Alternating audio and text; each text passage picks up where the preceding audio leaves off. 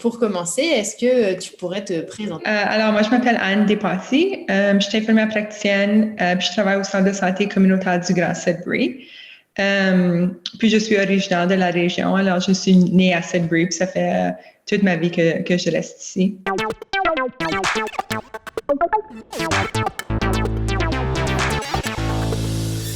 Est-ce que tu peux nous présenter le Centre de santé communautaire du Grand Sudbury? Oui, absolument. Le Centre de santé, c'est un organisme qui travaille vraiment à améliorer la santé des francophones de la région du Grand Sudbury.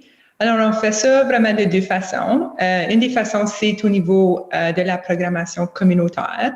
Alors, on offre une variété de programmes puis de groupes communautaires, par exemple comme café social, des cours d'exercice, des groupes sur des sujets particuliers, alors comme la gestion de la maladie chronique, puis autre chose.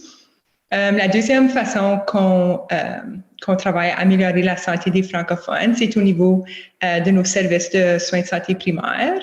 Alors, on a 3 sites vraiment dans la région de Sudbury. Alors, un de nos sites, c'est à Sudbury, comme dans le centre-ville. On a aussi un site à Chelmsford, puis à Valley-Est, qui sont des communautés dans la région de Sudbury.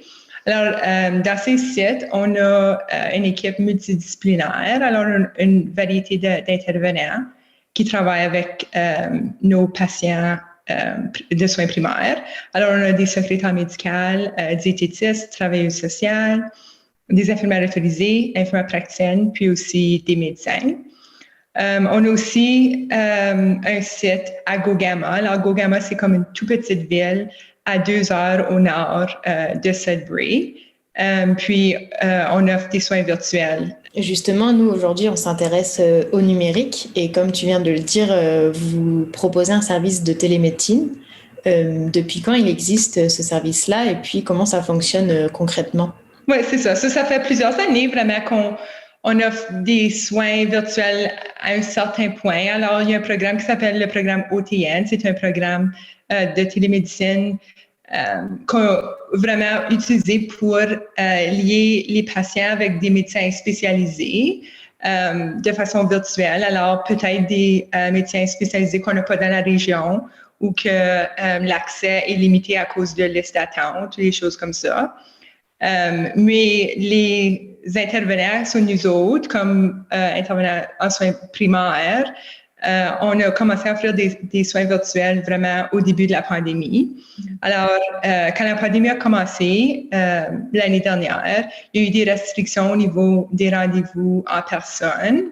Puis ça a vraiment limité la façon qu'on a pu offrir des soins. Nos rendez-vous sont vraiment automatiquement virtuel, à moins que c'est des exceptions. Par exemple, comme des vaccins et des immunisations, on ne peut pas offrir ça de façon virtuelle. Alors, c'est pas mal facile. Le client appelle pour faire son rendez-vous. Les secrétaires le mettent à l'horaire. Ensuite, un lien est envoyé. Puis au moment du rendez-vous, fait juste ça travaille le courriel, rentre dans leur courriel, ils cliquent, puis le rendez-vous est débuté.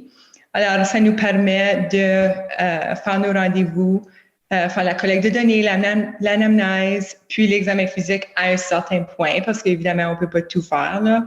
C'était pas mal au fur et à mesure qu'on travaillait un peu plus avec le système, qu'on a appris comment le faire. On a eu une petite formation au début, plutôt comme du côté technique, alors comment se lier, puis faire certain que notre micro fonctionne, puis tout ça, là. Mais c'est vraiment... on apprend comme qu'on avance. Ce genre de pratique, c'est sûrement un peu déroutant pour la partie de la population qui est un peu plus âgée et puis qui est moins habituée aux technologies. Pourtant, c'est à elle qu'elle peut être le plus bénéfique parce que ça leur évite de se déplacer. C'est plus pratique, en fait. Comment est-ce que vous faites pour gérer ça? Et puis, est-ce que ces personnes-là sont conquises par ce système? C'est pas idéal, puis on préférerait voir les gens en personne. Mais vraiment, c'est bien allé. On a plusieurs de nos clients âgés, même avant la pandémie, l'hiver, spécialement les tempêtes de neige, ne voulaient pas partir de la maison. Il n'y avait pas des tours, il y avait peur de tomber, glisser sur la glace. Alors, de ce côté-là, ça fonctionne bien. Les membres de famille que souvent accompagnaient les clients au rendez-vous, soit leurs enfants, leurs petits-enfants, c'est eux autres qui ont vraiment pris la relève puis qui ont fait certain que leurs membres de famille avaient soit une tablette ou un téléphone cellulaire pour être capable de se connecter. Puis pour notre population, les jeunes, ben, c'est tellement facile pour eux autres, la technologie, puis de se lier. On voit aussi plusieurs clients qu'auparavant, c'est pas facile de prendre une demi-journée de congé pour un rendez-vous médical pour 30 minutes. Alors souvent, c'est nos clients qu'on ne voyait pas régulièrement. Puis maintenant, c'est facile de prendre une pause de 15-20 minutes, aller s'asseoir dans son auto, puis parler avec son intervenant. Cette situation nous a vraiment forcé à apprendre la télémédecine, puis d'utiliser ça. Puis je pense vraiment que ça a sa place dans le futur. Et certaines choses qu'on a apprises de la pandémie, c'est par exemple la télémédecine, puis vraiment appliquer ça à notre pratique. Et puis au niveau du personnel de santé, comment c'est perçu? Est-ce que ils préfèrent quand même les rendez-vous en présentiel ou est-ce que finalement le virtuel, ça apporte aussi une certaine facilité et puis c'est plus pratique aussi pour eux? Évidemment, tout le monde préfère se voir en personne. Le non-verbal de la personne, c'est pas toujours idéal, virtuel. Par contre, la santé, la médecine, c'est vraiment un champ qui est toujours en évolution. Alors, nous autres, on est habitués que les choses changent constamment, qu'on a des nouvelles, des nouvelles données, notre pratique change. Alors, c'est juste un autre changement, une autre façon qu'on doit s'adapter pour vraiment être capable d'offrir des excellents soins à notre population.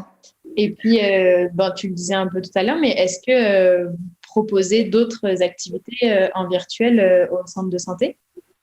Oui, absolument. Comme j'ai mentionné tantôt, on a notre côté communautaire. Alors, c'était la même chose de ce côté-là. Au début de la pandémie, tout a fallu arrêter.